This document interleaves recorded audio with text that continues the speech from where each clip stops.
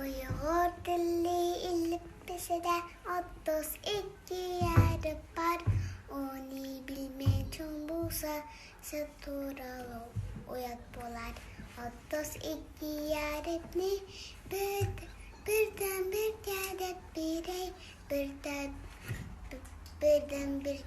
bir kere misalim hikaye söyle birey. Almadaki acapto, almasını acapto. Diye bu yasancı, en ikini sepyapto. Delahtaki bir pusa, suda sıçtı bet osta. Baltadaki bet yalenda, anna bakas bulunla.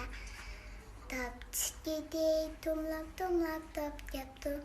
Tanrısınız ki yersiz de çuvada gece yaptı. Kazak çayını içem sizde, çeynekte çek yaptı. Tanrısarda çılay mendep horaz deke